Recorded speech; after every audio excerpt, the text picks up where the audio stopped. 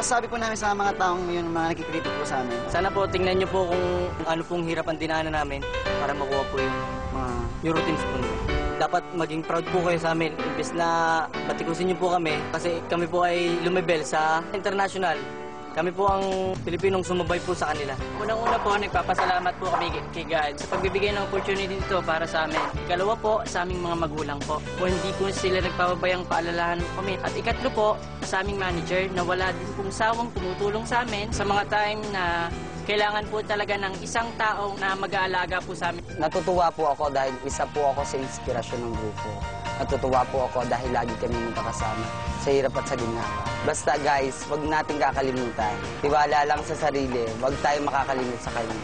Ako ay nagpapasalamat at sila ay talagang maaayos silang gumanap sa kanilang tungkulin. Ako'y tuwan-tuwa talaga sa kanila.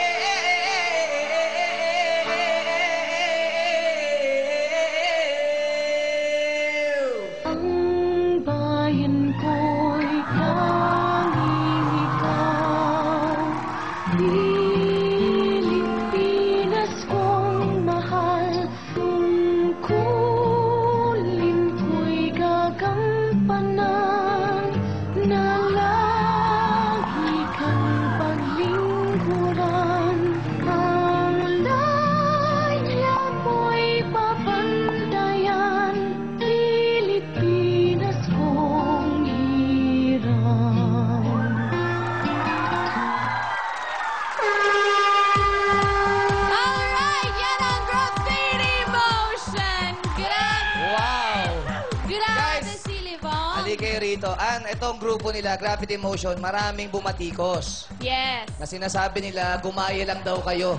Ngayon, nakita naman natin lahat. Talaga namang original yung ginawa nyo. Yes. At dito lang ginawa yun sa Showtime. So, ano gusto nyo sabihin sa kanila? Maraming salamat po sa lahat ng sumuporta. Binabati ko po yung mga taga-Tanawan City. Magandang gabi po. Binabati ko si Krisha Fabian family. Binabati ko yung mga taga-amin dyan kahit saan. Bumati na lang. Okay, Kuya Kim, pasok! Suritin niyo po ang pagpunta niyo rito mga bandang people. Teka muna, Kuya Kim po kayo, Kuya Kim, ayan. Sabihin mo, sige. Madlang people, i-score nyo, show nyo! Okay, start mo, show mo! Kaya mga bandang people natin, umuulan ng cheese! Umuulan ng cheese! Tatlong helera dito, puro cheese lahat. Ang score, walang pinagbago. Pero ito, dito, may pagkakaiba rito. Ito, puro 7, hindi masyado masaya. Ito naman, puro cheese. Showdown! Showdown! 5, 6, 7, 8. Pakita nyo. Yeah. Okay. Halos lahat ng mga score na nakita natin. Cheese, sila lamang ang 7. Back to you, Bobet. Thank you, Kuya Kim. Happy viewing kay Rosamie Reyes from Direct Bobet Vidanes. Hello! Alright, punta naman tayo sa ating mga hurado. Priscilla! Guys, I don't have words to describe what you guys just did now. You're amazing! You're amazing! I'm just in awe.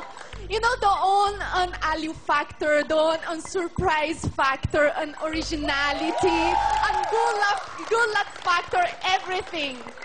Perfect ang ginawa ninyo today. So, ito ang perfect score para sa inyo. Thank you, Priscilla. Ikaw naman, Gladys. Ano kayo ngayon? Ha? O di dapat magpasalamat kayo sa akin. Kaya nyo naman pala.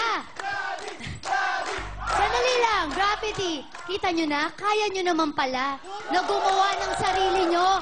Sana nung umpisa pa lang, ginawa nyo na yan, di ba? Kaya nga sabi ko, tayong mga Pinoy, hindi natin kailangan manggaya sa banyaga kasi may sarili kayong kakayahan. Correct. Ginusto nyo pa na batikusin muna kayo, no? Bago kayo gumawa ng sarili nyong style. Okay lang na kumuha tayo ng inspirasyon sa iba, di ba? At higit sa lahat, huwag tayong mga ako ng kredito ng iba, di ba? Dahil nga naniniwala tayo sa sarili nyong talento. At ayan, nakita naman talaga, kaya nyo pala. Di ba? Ginalit nyo pa ako sa umpisa. Kaya nyo naman pala. Di ba? Kaya tinan nyo, yan ang sinasabi ko, Pinoy na touch. At kayo lang yun. Kaya sa ginawa nyo yan, sa umpisa, disappointing man, deceiving, pero bumawi kayo ng todo-todo. Kaya sa ginawa nyo, ito ang bagay sa inyo. Gladys, sakto-sakto yung damit mo. Talaga naman pinapangaralan mo sila. Yan, tama yun. Hindi naman yung damit, kahit yung mukha ni Gladys, saktong-sakto. Ano? Bakit? Ano meron? Kasi punong-puno ka ng authority, yung mukha mo talagang paniniwalaan sa ano. Correct. Abay, dapat lang. Alam mo talagang itaguyod ang pagiging Pinoy. Yun ang naman ang ano natin dito. Tama!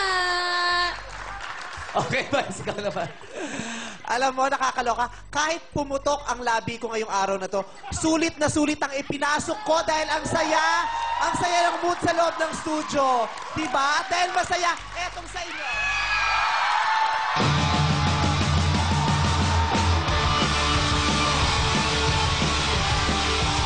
Ayan. Kailangan masaya lang ang lahat. Diba? Sample! O, sige, ako naman Joke nalulungkot. lang.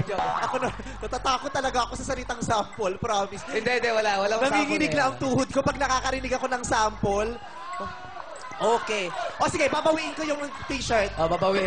Sample? Gusto yung sample ako kayo ng 1 na score? Sample pala eh. Okay. Let's go to the serious part of this performance. Hina! Charot lang. Okay, alam mo, wala kasi ako nung weekly, di ba? Yung kasi ang araw ng konsyerto ko sa Araneta, kaya ipinagpaliban ko ang panonood sa inyo. Okay, 1 week na ang bilis, di ba? Pero napanood ko yon na nagtalo-talo ang mga hurado at nabiktima ka sa hirap ng trabaho dito, di ba? Yes, mahirap talaga. Oo. Tapos napanood ko yung VTR nyo, parang sabi nyo, sana wag kayong batikusin, sana i-appreciate kayo, ganyan. Walang masama sa binabatikos, tandaan nyo yan.